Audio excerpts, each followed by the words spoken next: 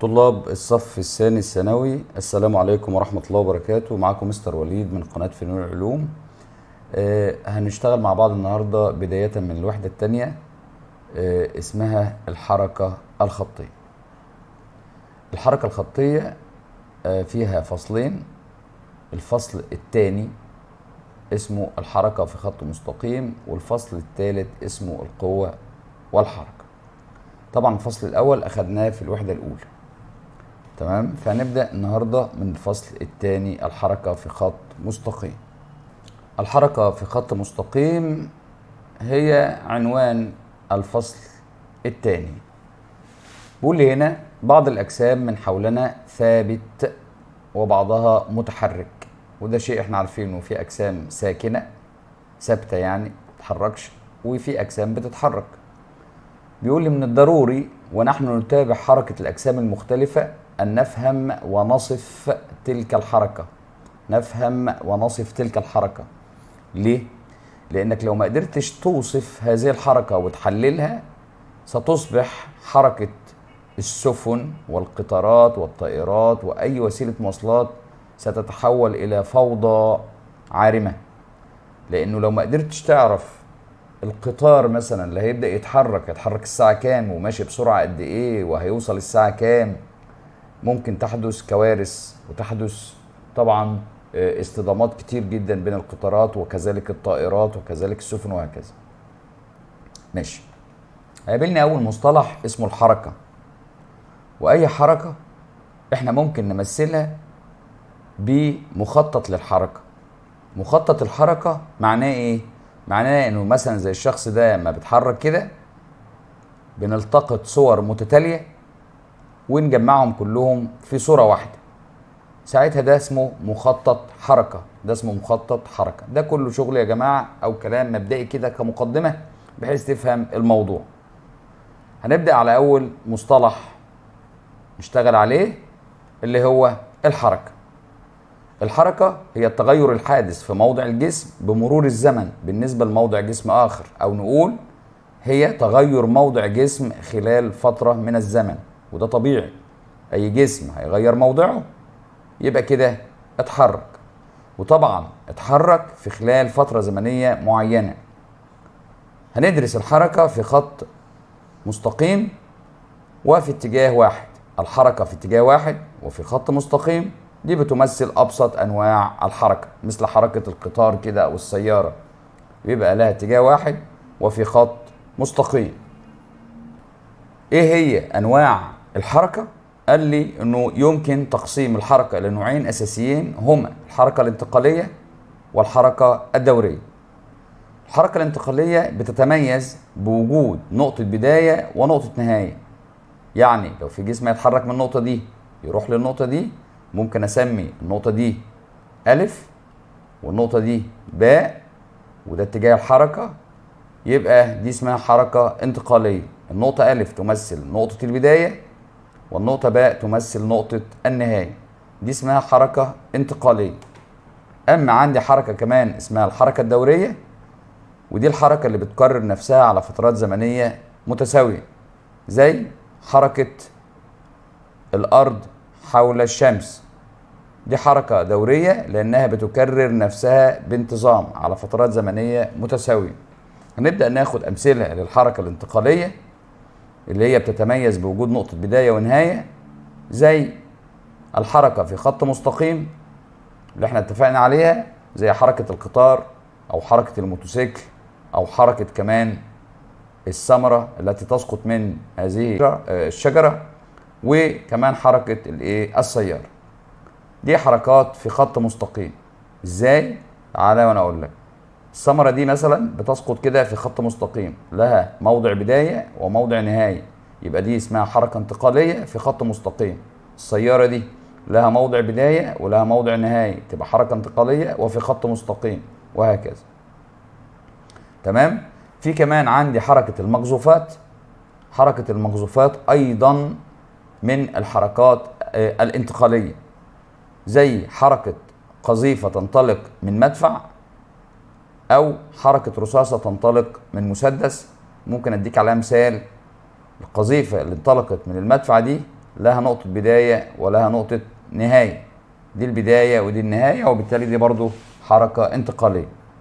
أما الحركات الدورية زي ما اتفقنا هتبقى حركات بتكرر نفسها بانتظام على فترات زمنية متساوية، منها نوعين أيضا، الحركة في دائرة والحركة الاهتزازية. الحركة في دائرة زي الأقمار حول الكواكب، دي حركة دورية وبتبقى في دائرة. أذرع المروحة، الكواكب حول الشمس، الأرجوحة الدوارة، الإلكترونات حول النواة، كل دي حركات في دائرة وبتكرر نفسها بانتظام، تبقى حركات دورية. ثقل مربوط في خيط ويتحرك في مسار دائري، حضرتك لما تربط كده ثقل، أي ثقل في خيط وتفضل تلففه كده، دي اسمها حركة إيه؟ في دائرة، وطبعا بيكرر نفسه بانتظام على فترات زمنية متساوية، يبقى إيه؟ دي حركات إيه؟ دورية، زي الأشكال اللي قدامنا كده، زي الأشكال دي. تمام؟ دي حركة مثلا اللي تعرفوها زي حركة الايه؟ الأرجوحة الدوارة، بتتحرك كده. تمام؟ فطبعا وبتكرر الحركة دي باستمرار على فترات زمنية متساوية، وبالتالي دي حركة في دائرة وفي نفس الوقت هي حركة دورية. المروحة برضو بتلف كده وبتفضل تكرر هذه الحركة باستمرار، فتبقى حركة في دائرة، وهي نوع من أنواع الحركات الدورية. برضو عندي الحركات الدورية، منها الحركة الاهتزازية زي حركة أوتار آلات الموسيقى أو البندول أو فرع الشوكة الرنان. ممكن أكلمك على البندول كمثال بسيط. البندول مثلا لو ده موضع السكون بتاعه وبدأ يتحرك، فيتحرك كده من ألف إلى باء، ثم من باء إلى جيم، ويفضل بقى يتحرك من جيم إلى باء، ثم من باء إلى جيم، ثم من جيم إلى باء، وهكذا. الحركات دي يا جماعة حركة تكرر نفسها بانتظام على فترات زمنية متساوية، وبالتالي دي حركة دورية، وبنسميها حركة في نفس الوقت حركة اهتزازية، لأن الجسم المتحرك يهتز حول موضع السكون اللي هو ألف، ده اسمه موضع السكون بتاعه. تمام؟ على فترات زمنية متساوية. طيب، من الطبيعي طبعا انه اي جسم هيتحرك هيبقى له سرعه، هيبقى له سرعه. اذا الموضوع اللي احنا هندرسه دلوقتي هيبقى السرعه. درسنا الحركه، هندرس السرعه.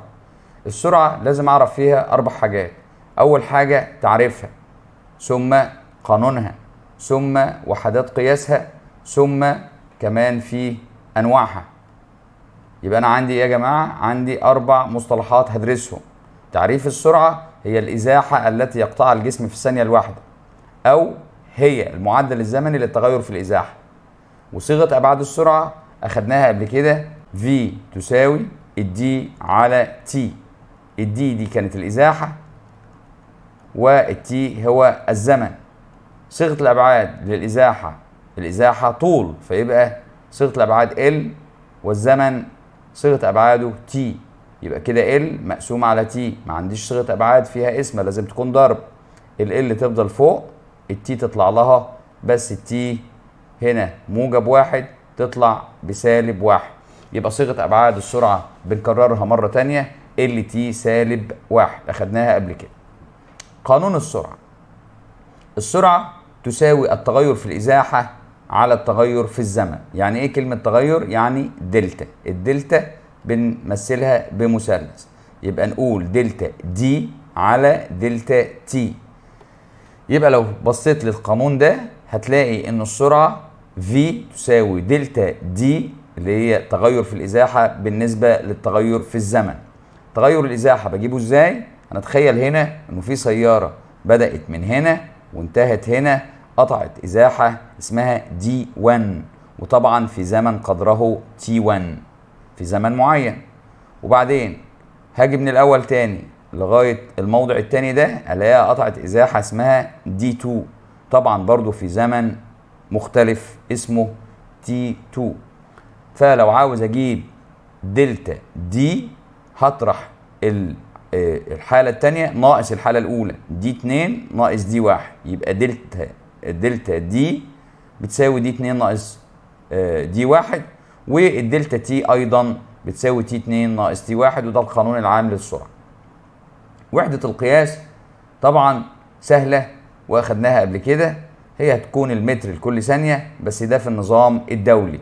يبقى في النظام الدولي احنا كنا بنشتغل الطول بالمتر والزمن بالثواني، وبالتالي وحدة القياس هتيجي من القانون ده. قلنا V بتساوي دي على تي.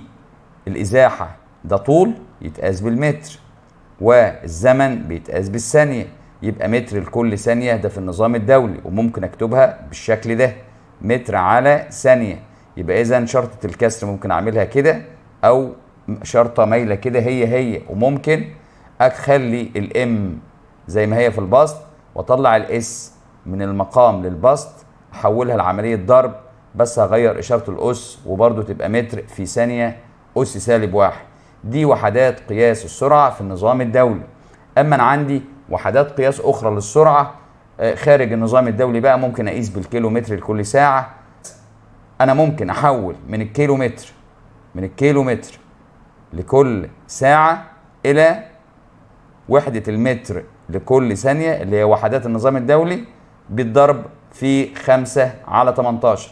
يبقى لو عايز تحول من الكيلومتر لساعة إلى متر لكل ثانية هتضرب في 5 على 18.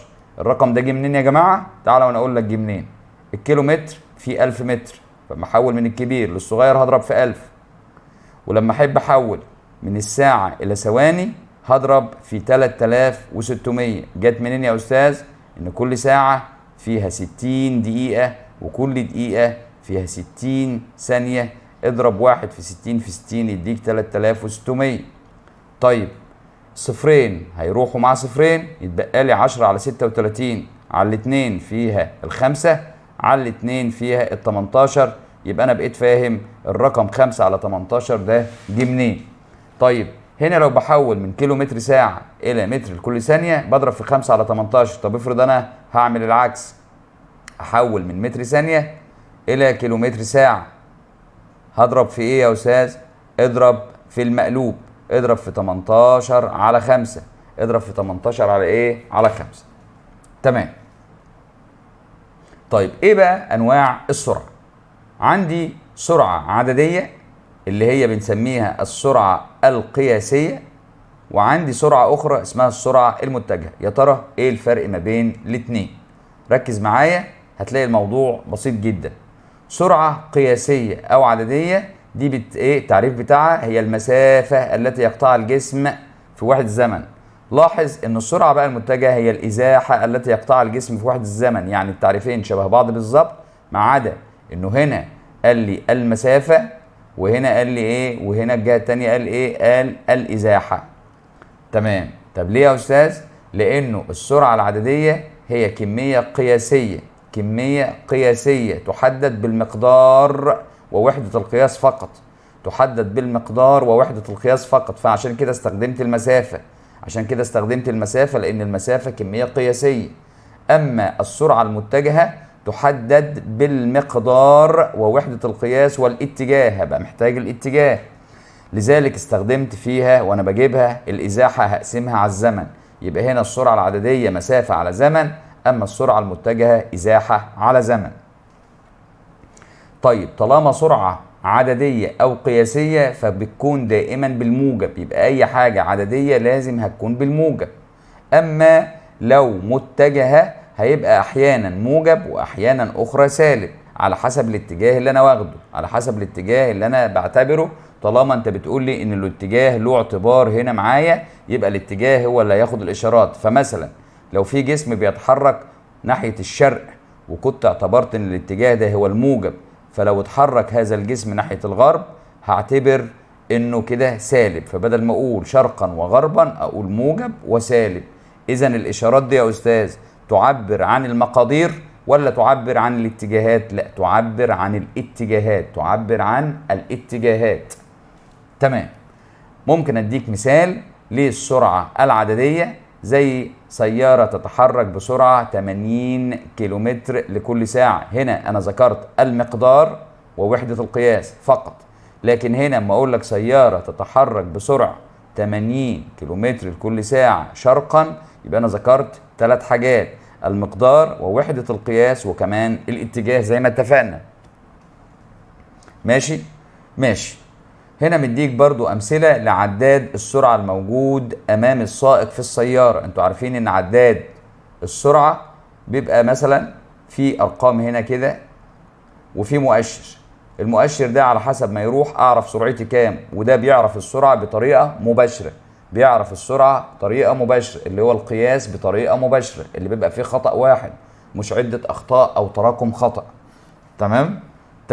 فلو سألني برضو عداد السرعة يقيس السرعة بطريقة، أقول له بطريقة مباشرة. طب والطريقة غير المباشرة للسرعة اللي هو القانون بتاع حضرتك V بتساوي دي على تي، دي قياس السرعة بطريقة غير مباشرة لأن بتضطر تقيس الإزاحة، بتضطر تقيس الزمن، فأنت كده قمت بأكتر من عملية قياس. وكمان عشان تجيب السرعة عوضت في علاقة رياضية اللي هو قسمة الإزاحة على الزمن، وبالتالي هنا ما هيبقاش عندك خطأ واحد، يبقى عندك ممكن خطأ وانت بتقيس الإزاحة وخطأ آخر وانت بتقيس الزمن، ولو قسمتهم على بعض هتطلع السرعة غلط، فانت عندك تراكم الخطأ، وده خدناه في القياس الغير مباشر. طيب تعالوا كده مع بعض نشوف ملحوظة مهمة.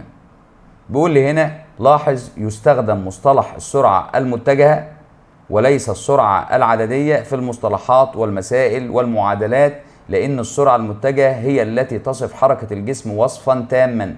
يبقى أنا لو في المسألة وقال لي احسب السرعة وسكت هبقى عارف إن هي يقصد السرعة المتجهة، يقصد السرعة المتجهة. إذا المنهج بتاعنا هيمشي على السرعة المتجهة، لأنه هنا السرعة المتجهة تصف حركة الجسم وصفا تاما، يعني هي الأشمل والأعم والأدق، لأن بكتب فيها المقدار ووحدة القياس والاتجاه، التلاتة بذكرهم في السرعة المتجهة، وبالتالي هي اللي هتكون معانا في المنهج ان شاء الله. طب افرض هو عاوز السرعة القياسية يا استاذ، هيطلبها مني بالاسم، هيقول لي احسب السرعة العددية، لكن لو ما طلبش يبقى انا عارف انها السرعة المتجهة. طيب في ملحوظة كمان بيقول لي تتساوى عدديا سرعة الجسم وازاحته التي يقطعها إذا كان زمن الحركة 1 ثانية، وده طبيعي. V بتساوي إيه يا أولاد؟ دي على تي. متى V تساوي دي؟ هتقول له لما يكون ده ب1 ثانية. أنا لما بقسم أي حاجة على 1 فبتكون هي الحاجة، فالV هتساوي الدي في الحالة دي. طبعا أو 1 minute أو 1 ساعة، يعني المهم إن المقام ده يكون فيه 1 بس، فبالتالي ساعتها السرعة هتتساوى مع الإزاحة. وزي ما كان عندي من شوية سرعة اللي هي القياسية والسرعة المتجهة، هيبقى برضو عندي نوعين تانيين من السرعات. هيبقى عندي سرعة منتظمة وسرعة غير منتظمة. متى يوصف الجسم بأنه يتحرك بسرعة منتظمة ومتى يوصف بأنه يتحرك بسرعة غير منتظمة. هناخد أمثلة. لو أنا جبت لك جسم بيقطع إزاحات متساوية في أزمنة متساوية، بالتالي هتبقى سرعته منتظمة. تعال نشوف. لو جسم قطع 10 متر خلال ثانيتين، وبعد كده وهو ماشي برضو قطع 10 متر تاني خلال ثانيتين، وبرضو وهو ماشي في نفس الاتجاه قطع 10 متر خلال ثانيتين، تعرف تحسب سرعته في الحالة الأولى؟ تقول لي هقسم المسافة اللي قطعها على الزمن أو الإزاحة على الزمن، 10 على 2 فال5. بعد كده نفس الكلام، بعد كده نفس الكلام. أنا شايف إن السرعة منتظمة. ويعني إيه سرعة منتظمة؟ كلمة منتظمة حطها في دماغك دايما في المنهج. منتظمة يعني ثابتة، منتظمة يعني ثابتة، منتظمة يعني إيه؟ يعني ثابتة. طيب السرعة ثابتة أو منتظمة. طب عندي سرعة تانية؟ طبعا عندي سرعة غير منتظمة. إمتى؟ لما بيكون الجسم بيقطع إزاحات غير متساوية في أزمنة متساوية بتكون سرعته غير منتظمة. يبقى كلمة متغيرة ديت يعني غير منتظمة. طب تيجي نشوف جسم قطع 6 متر في ثانيتين وهو ماشي، زود سرعة شوية فقطع 10 متر في ثانيتين، وبعد كده رجع بطأ السرعة بتاعته شوية فقطع 8 متر بس في ثانيتين. تعرف تحسب سرعته هنا؟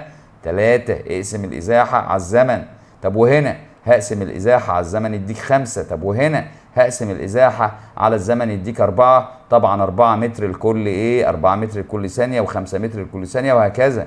تمام؟ عشان انت شغال بالمتر لكل ثانية، متر لكل ثانية، خد بالك. طيب يا أستاذ تعالى بقى نرجع لموضوعنا.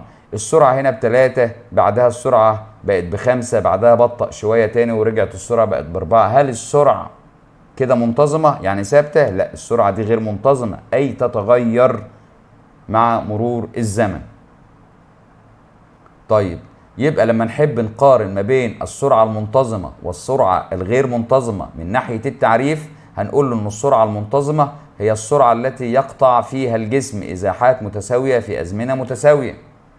أما السرعة المتغيرة أو الغير منتظمة هي السرعة التي يقطع فيها الجسم إزاحات غير متساوية في أزمنة متساوية، أو ممكن نقول إزاحات متساوية في أزمنة غير متساوية.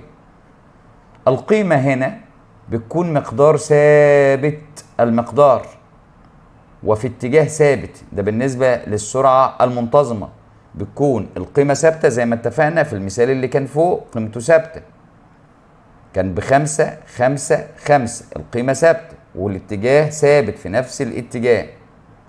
تمام، يعني العربية ما رجعتش تاني، ده كانت ماشية في نفس الاتجاه. تمام. وهنا تكون السرعة متغيرة في المقدار أو الاتجاه أو الاتنين مع بعض. يعني في السرعة المتغيرة السرعة بتتغير في إيه أو إيه أو إيه؟ قال لك تتغير في المقدار أو تتغير في الاتجاه أو تتغير في الاتنين مع بعض. كده كده ساعتها هنقول السرعة دي سرعة متغيرة. طب التمثيل البياني للاتنين، السرعة المنتظمة بمثل هنا الإزاحة على المحور الرأسي والزمن على المحور الأفقي. الإزاحة دي بتتقاس بالمتر والزمن تي بيتقاس بالثانية، وبتكون العلاقة للسرعة المنتظمة اللي هي الثابتة بتبقى بالشكل ده، اللي هو خط مستقيم، خط مستقيم يمر بنقطة الأصل، خط مستقيم يمر بنقطة الإيه؟ بنقطة الأصل. يبقى أنا عندي هنا خط مستقيم كده بيمر بنقطة الإيه؟ بنقطة الأصل. تمام. طيب يا أستاذ، ده شكل الإيه؟ العلاقة، وأنا أتعرض له قدام وهنعرف بنشتغل عليه إزاي. ودي بتبقى علاقة طردية يا جماعة ما بين كمان الدي والتي. يعني أنت حضرتك دلوقتي ده شكل العلاقة الطردية. العلاقة الطردية بتكون بين مين ومين؟ في بتساوي دي على تي. لما تلاقي بسط مقسوم على مقام كده اعرف على طول اللي بينهم علاقة طردية، بس بشرط عند ثبوت المتغير الثالث اللي معاهم، يعني ده ثابت. واحنا اصلا هنا بنتكلم على السرعة الثابتة اللي هي السرعة المنتظمة، واحنا قلنا ثابتة يعني ثابتة يعني ايه؟ منتظمة، او منتظمة يعني ثابتة، فكده السرعة دي ثابتة. طيب شكل السرعة المتغيرة بيبقى ازاي؟ لا بيبقى منحنى بقى، ما بيبقاش ايه خط مستقيم، بيبقى منحنى بالشكل ده. وقلنا هنا بيتغير المقدار او بيتغير الاتجاه او بيتغيروا الاتنين مع بعض. طيب تعالوا نشوف الملاحظات دي اللي انت هتركز معايا فيها جدا.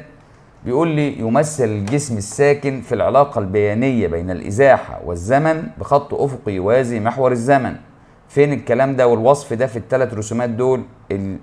الرسمة دي ده جسم ساكن ليه؟ يعني سرعته بتساوي صفر. ليه بقى يا أستاذ؟ تعالى وأنا أقول لك. هديك مثال.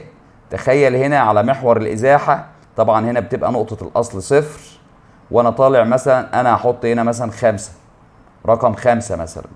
طيب يا أستاذ إيه الحكاية؟ تعالى أما أقول لك.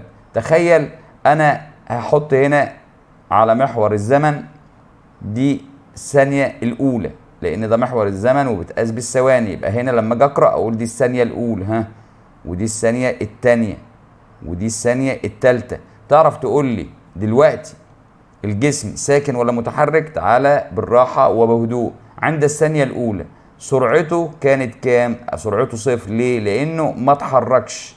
طب وأنت إيش عرفك إنه ما اتحركش؟ هقول لك دلوقتي. طب عند الثانية الثانية ها، هو اتحرك؟ لا، إزاحته ب5، يعني هو ما اتحركش من مكانه. طيب وفي الثانية الثالثة ما اتحركش من مكانه برضو عند 5. وبالتالي هنا خط مستقيم يوازي محور الزمن ده بيمثل الجسم الساكن اللي سرعته بصفر، لانه هنا الجسم ده ازاحته ما اتغيرتش بمرور الزمن. يعني الزمن بيتغير والازاحه ما بتتغيرش، وبالتالي الجسم ده ساكن. الجسم اللي بيتحرك بسرعه متغيره لسه قايلينه من شويه، والجسم اللي بيتحرك بسرعه منتظمه كان كده او كده، ده او ده، الاثنين دول سرعة منتظمة. بس ازاي؟ والله دي كان سرعة منتظمة في اتجاه معين، ودي سرعة منتظمة بس في عكس الاتجاه. وبرضو تعالى نشوف السرعة اللحظية والسرعة المتوسطة ايه حكايتهم. تعالى بقى نقرأ مع بعض الأول وبعد كده نشوف ايه الحكاية. السرعة اللحظية تعريفها هي سرعة الجسم عند لحظة معينة، ده طبيعي حتى من اسمها سرعة الجسم عند لحظة معينة. بيقول لي ويمكن الاستدلال على قيمتها من قراءة مؤشر السرعة السيارة عند لحظة ما.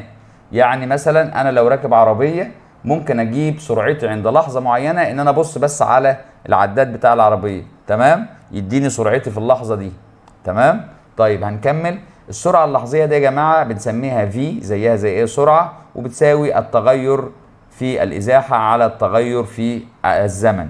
يعني تغير في إزاحة على تغير في زمن زي أي سرعة. بس في عندي بقى هنا السرعة اللحظية لما كنت بجيبها في السرعة المنتظمة كانت بتبقى سهلة، اللي هي السرعة المنتظمة. لما أحب أرسمها لك كده أفكرك بيها تاني كده، فسرعتي في اي لحظه بعرف اجيبها بسهوله.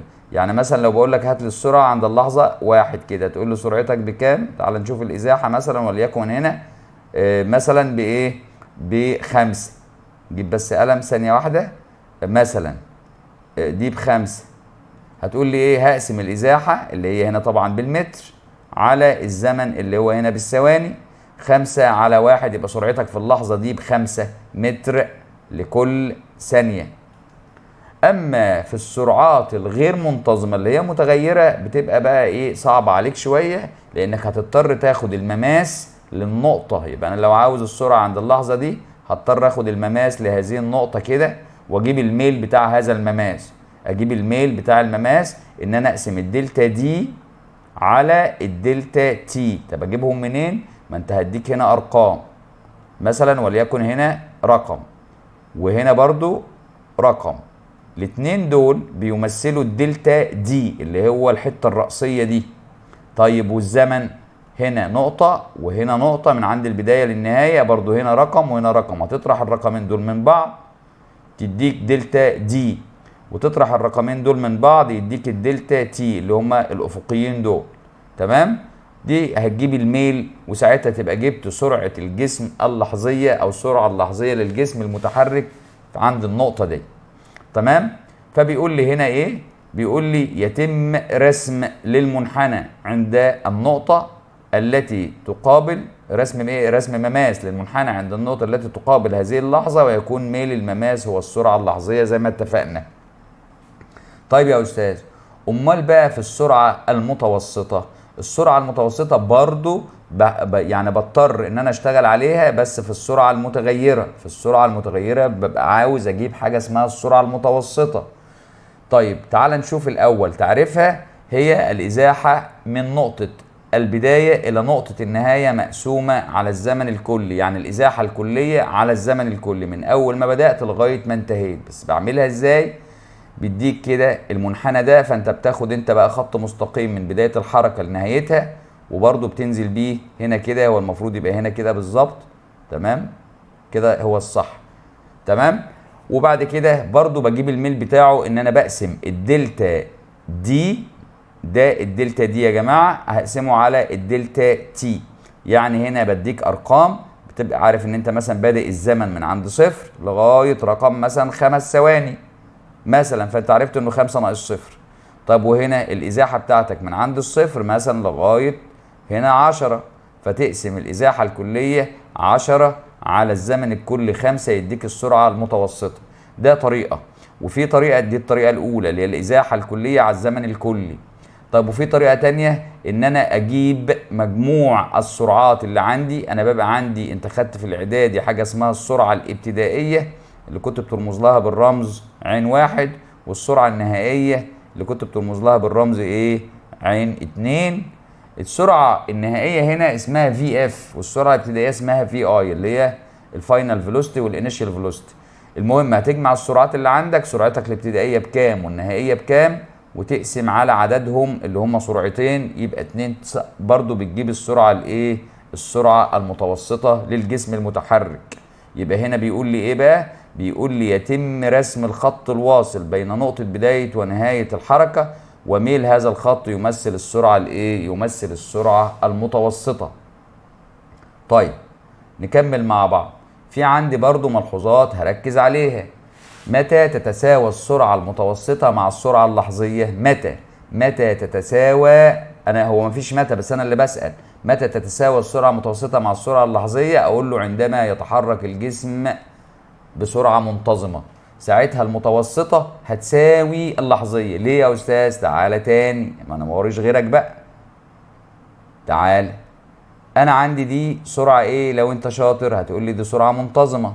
طيب تعرف تكتب لي إيه على المحاور؟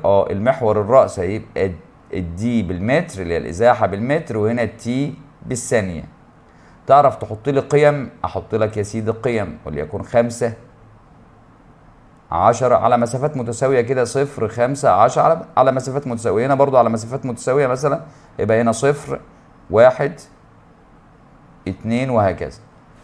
طيب كمان واحدة، يلا مثلا 15 وهنا 3. تعرف تجيب لي السرعة اللحظية هنا عند اللحظة 1؟ هتقول لي هقسم 5 على 1 يديني 5، يبقى اللحظية طلعت بتساوي ايه؟ بتساوي 5 متر لكل ثانية. طب تعرف تجيب لي السرعة المتوسطة؟ احنا قلنا السرعة المتوسطة الإزاحة الكلية على الزمن الكلي. طيب يبقى المتوسطة الإزاحة الكلية بكام؟ كلها ب15 بقى المرة دي. طب والزمن الكلي بكام؟ ب3، يبقى برضو يديك 5 متر لكل ثانية. ما انا ملاحظ كده ان اللحظية بتساوي المتوسطة، بس امتى؟ لما يكون الجسم بيتحرك بسرعة منتظمة. يبقى انت فهمت اول ملحوظة. تختلف السرعة المتوسطة عن السرعة العددية المتوسطة. هو ايه ده بقى؟ في سرعة متوسطة وفي سرعة عددية متوسطة. السرعة المتوسطة طالما ما قالش اي حاجة جنبها اعرف انها السرعة المتوسطة المتجهة، يبقى تحتاج اتجاه. اما في العددية هو بيقول لي ان اسمها العددية، زي برضو ما اتفقت معاك في السرعة في المنهج. السرعة لو ذكر لي كلمة السرعة وسكت كده احسب السرعة، ابقى عارف ان انا احسب السرعة الايه؟ المتجهة.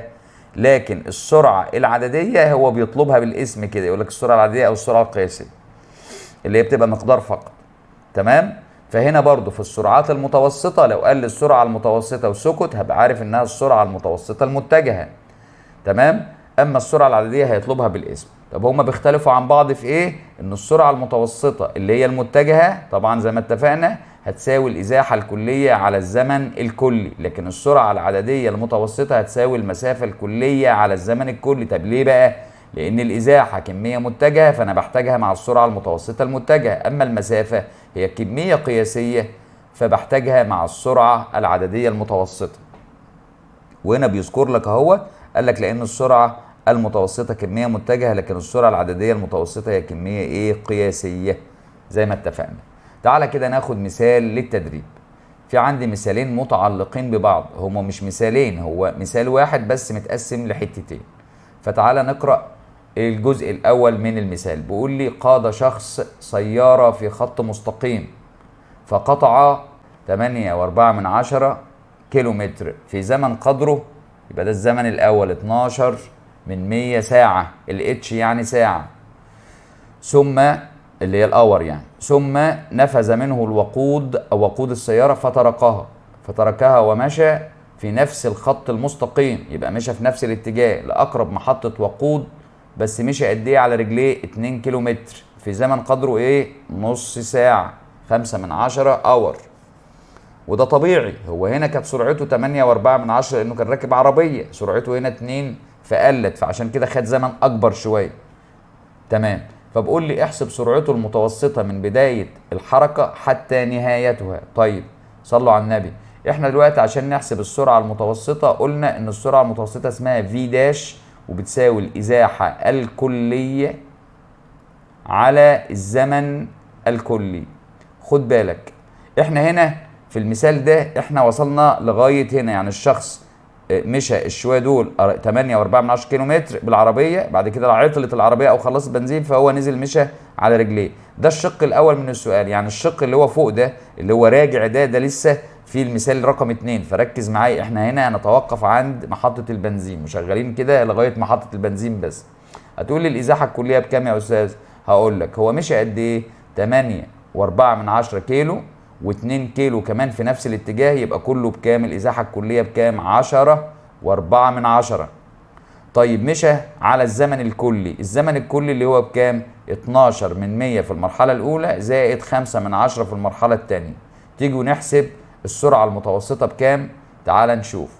والله انا يا استاذ هعمل بسط ومقام كده واقول 10.4 على 12/100 زائد 5/10 واقول تساوي، هتساوي الرقم ده اللي هو بكام يا استاذ؟ اللي هو ب 16، ما لحقتش اشوفه، ب 16.77%. 16.77%. مين شاطر بقى يقول لي هكتب جنبه ايه؟ طبعا اي مقدار بدون وحدة قياس لا قيمة له ولا معنى له، فانت لازم تشوف انا هكتب ايه هنا. هكتب ايه؟ طيب انا كنت ماشي الازاحات بتاعتي بايه؟ بالكيلومتر. هو شوف المسألة وانت تعرف. والزمن كنت ماشي بالساعات، يبقى هنا هقول له كيلو متر لكل ساعة. طب لو عاوز احول يا استاذ من الكيلومتر، الرقم ده من الكيلومتر لكل ساعة الى متر لكل ثانية، هاخده كده اضربه في 5 على 18. هاخده اقوم ضربه في كام؟ هاخده اضربه في 5 على 18، يقوم محوله لي على طول، لانه في بعض المسائل ممكن يطلب منك بالمتر لكل ثانية. فانا ممكن برضو وانا معاك على الاله حاسبه كده، الرقم اللي طلع ده اضربه في كام؟ اضربه في 5 على 18 واشوف هيساوي كام متر لكل ثانية بقى. الرقم ده هيبقى كام؟ 4.65%. قول 66%، يبقى 4.66. يبقى الرقم المفروض هنا يطلع 4.66%. ايه بقى؟ متر لكل ثانية. ده لو كان طلبه كده، بس هو طبعا ما طلبش، فانا هشتغل بالمعطيات اللي هو ايه اديها لي. بس ناقصني حاجة، هو طلب السرعة المتوسطة وما قالش حاجة جنبها، يبقى اكيد المتجهة. يبقى اكيد المتجهة. هو كان بيتحرك فين يا جماعة؟ هو كان بيتحرك ناحية الشرق، يبقى اقول له ايه؟ شرقا. يبقى النتيجة ايه بقى دلوقتي؟ الإجابة ايه؟ أقول له يبقى أنا مشيت 16.77 كيلومتر كل ساعة شرقا، أو لو كان طلبها بالمتر كل ثانية أقول له يبقى 4.66 متر لكل ثانية شرقا برضه. تعالوا نشوف الشق الثاني من السؤال. الشق الثاني من السؤال بيقول إذا افترضنا أن الشخص في المثال السابق عاد مرة أخرى في زمن قدره 6/10 ساعة. طبعا هو ليه خد زمن أطول وهو راجع؟ وهو رايح ل2 كيلو دول كان خد 5/10 وهو راجع 6/10. طبعا هو شايل بنزين، جيركن البنزين في ايديه والعربية عطلانة، فطبعا يبقى ايه؟ ماشي بسرعة أقل شوية، فخد زمن أطول شوية. طيب يبقى أنت فسر الفيزياء كده برضو. هو المفروض الفيزياء تكون مسائلها منطقية، وهو هنا برضو الراجل منطقي ما غلطش في حاجة. فبقول لي احسب السرعة المتوسطة للحركة من بدايتها حتى عودته للسيارة. من بداية الحركة خالص، من عند ما كان ركب العربية في الأول لغاية ما وصل للسيارة. طيب ماشي، هحسب السرعة المتوسطة المتجهة. هقول بتساوي الإزاحة الكلية على الزمن الكلي. طب الإزاحة الكلية كام بقى المرة دي؟ بص يا سيدي، أنا مشيت يا أستاذ 8.4 شرقا، وكمان 2 كيلو شرقا، وبعدين رجعت 2 كيلو غربا. يبقى الإزاحة الكلية بتاعتي كام؟ والله الإزاحة يا أستاذ بتحسب من نقطة البداية لنقطة النهاية. طب يا أستاذ ما هو أنا الإزاحة بتاعتي من أول هنا لغاية هنا، لأن أنا رجعت تاني الحتة دي، ال2 كيلو اللي مشيتهم كده رجعتهم تاني. أو كنت أقول أنا كده لما بحب أحسب الإزاحة الكلية بجمع الإزاحات بتاعتي بس بإشاراتها، بس بالإشارات.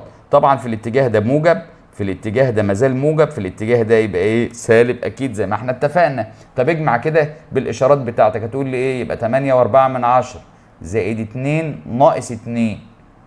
كده كل الازاحات الكليه بتاعتي، يبقى دي اسمها الازاحه الكليه. طيب انت بقيت عارف ان الموجب 2 ده هتطير السالب 2، يتبقى لك في البسط كام؟ 8.4. طب والزمن الكلي؟ الزمن الكلي بقى هيتجمع بالكامل، يبقى 12/100 زائد 5/10 زائد 6/10. نجيبها بقى على الآلة الحاسبة ونشوف. نعمل برضو بسط ومقام كده ونقول أنا عندي فوق 8.4 وتحت هقسم على كام؟ على 12/100 زائد 5/10 زائد 6/10 وأقول تساوي.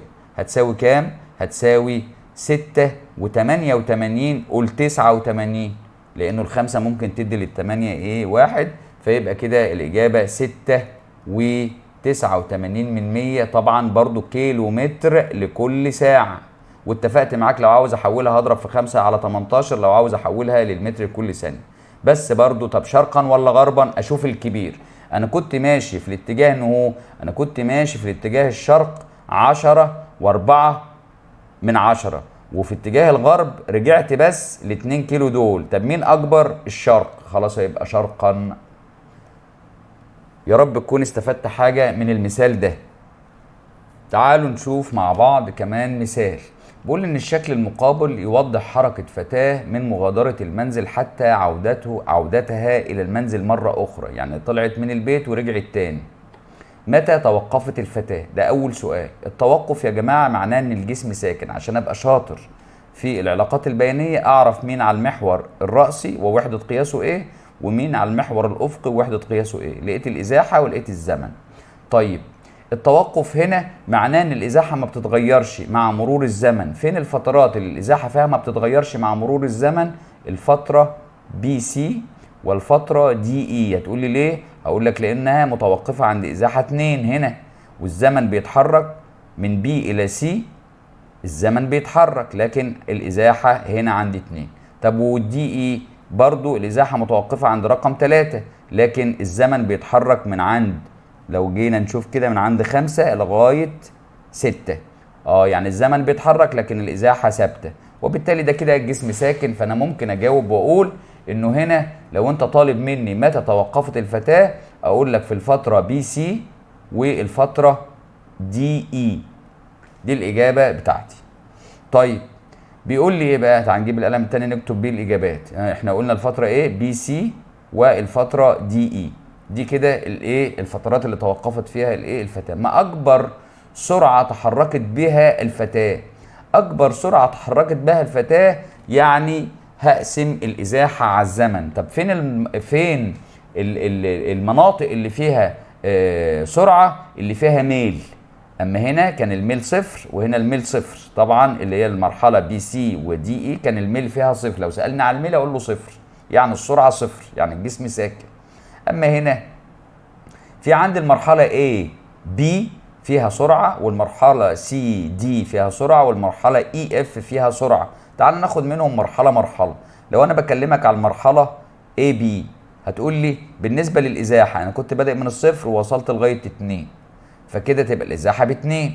طيب وبالنسبه للزمن برضو كنت بادئ من الصفر ووصلت لغايه فين بقى؟ هنا اخر البي عند 2، يبقى الزمن 2. يبقى كده لما تحب تحسب السرعه هتقول لي السرعه هنا اهوت بتساوي الازاحه على الزمن بتساوي 2 على 2، تديك 1 متر لكل ثانيه في المرحله دي. طيب وفي المرحله ديت انت بدات منين ورحت فين؟ تعال نشوف. انا بدات من عند السي، من عند الاثنين، من عند السي اللي هي الاثنين كده، وانتهيت عند الدي يعني عند الثلاثه. فانا كده الازاحه بتاعتي بكام؟ لما اطرح 3 ناقص 2 يديك 1، يبقى الازاحه بواحد. طب والزمن؟ من عند السي انت عند الاربعه، ومن عند الدي كده انت عند الخمسه، وبالتالي 5 ناقص 4 يديك ثانيه واحده، وبالتالي برضو هتطلع الازاحه كده بواحد، والسرعه هتطلع برضو بواحد لان الزمن بواحد. فكده هقول له برضو السرعه هنا بتساوي دي على تي، هتساوي 1 على 1، هتساوي ايه؟ 1 متر، 1 متر لكل ثانيه. طب يا استاذ في المنطقتين دول السرعه كده متساويه. تعالى بقى نشوف هو عاوز اكبر سرعه. تعال نشوف المرحله الثالثه. المرحله الثالثه بادئ منين؟ بادئ من عند الاي. الاي دي قصاد الثلاثه بالنسبه للازاحات. طب والاف؟ عند الصفر. يبقى اقول له 0 ناقص 3، 0 ناقص 3 المرحله الثانيه ناقص الاولى. طب بالنسبه للازمنه تعال نشوف. انا هنا عند الستة وهنا اخري عند الثمانية، يعني بادئ من عند الستة لغايه الثمانية، يبقى 2. يبقى لما احب احسب السرعه هنا اقول له السرعه هنا بتساوي ايه؟ تعالوا كده نجيب القلم الثاني. في بتساوي دلتا دي على دلتا تي. احنا قلنا كده 0 ناقص 3 على 8 ناقص 6 يديك كام؟ هنا هيديك سالب 3 على 2، يبقى سالب 1.5. هتقول لي المقدار ده بالسالب؟ اقول لك المقدار ده يعبر عن الاتجاه، السالب ده يعبر عن الاتجاه مش المقدار. تمام. يبقى السالب يعبر عن الاتجاه مش المقدار. معناها ايه؟ معناها ان الفتاة دي كانت ماشية كده في نفس الاتجاه ده لفوق كده، ثم دلوقتي بتعود الى المنزل مرة اخرى. يبقى لو احنا اعتبرنا الاتجاه ده هو الاتجاه الموجب، يبقى اذا الاتجاه ده هو الاتجاه الايه؟ هو الاتجاه السالب. عشان كده النتيجة طلعت بالسالب. وبالتالي لو انت عاوز اكبر سرعة هقول له في المرحلة اي اف. طيب تعالى بيقول لي لماذا تكون سرعة عودتها سالبة؟ اقول له ايه؟ لانها تعود في عكس الاتجاه. في عكس الايه؟ في عكس الاتجاه الاول. في عكس الاتجاه الاول. طب ما الفرق بين الازاحة والمسافة التي تقطعها الفتاة؟ الازاحة ايه يا جماعة؟ صلوا على النبي. هي طلعت من البيت ولفت لفتها ورجعت البيت تاني، ازاحتها بصفر. ازاحتها بصفر على طول. طب المسافة اللي هي مشاتها، تعال نشوف. هي مشت هنا 2 متر لغاية هنا كده، وبعدين توقفت فترة، وبعدين مشت 1 متر، من 2 ل3، من 2 لغاية 3، ده كده 1 متر. يبقى كده مشت 3 متر في الاتجاه ده.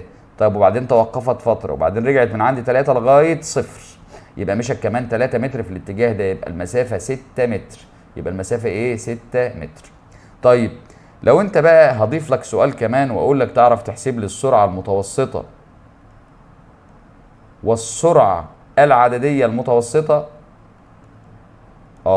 السرعة المتوسطة الإزاحة على الزمن. طب ما الإزاحة بصفر، يبقى السرعة المتوسطة دي متجهة، يبقى بصفر برضه. طب لو عاوز المتوسطة العددية، لا ده المسافة بقى على الزمن. المسافة اللي أنا مشيتها كلها اللي هي طالعة معايا ب6، والزمن اللي أنا مشيته كله من أول ما بدأت لغاية ما انتهيت، طلعت من البيت ورجعت تاني، كان إيه؟ 8 ثواني. بقول له 6 على 8، طبعا إيه؟ متر لكل ثانية. متر لكل ثانية. بس تعال نحل مع بعض كام سؤال كده كمان.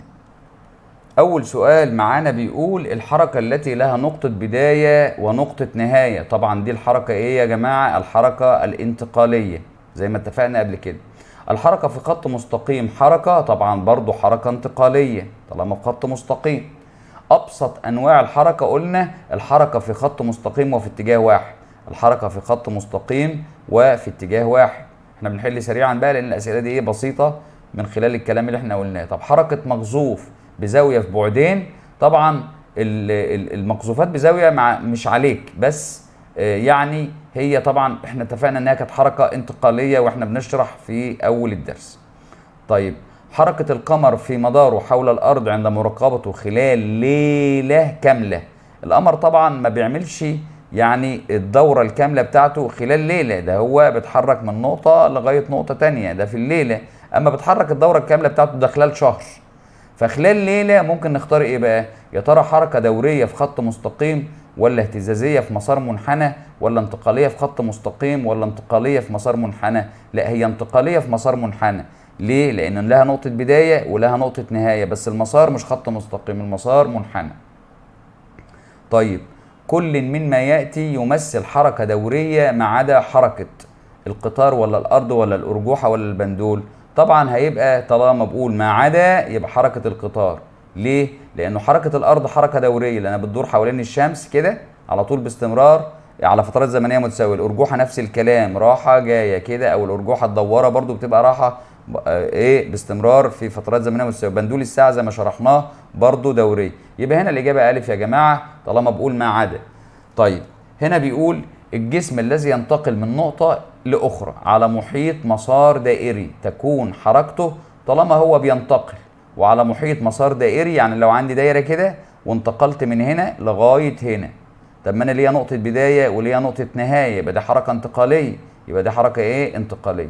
من امثله الحركه الدوريه حركه ايه؟ يا ترى السيارات في المنحنى، ولا المقذوفات، ولا الاقمار حول الكواكب، ولا الكره على مستوى مائل؟ طبعا الاقمار حول الكواكب ده حركه دوريه.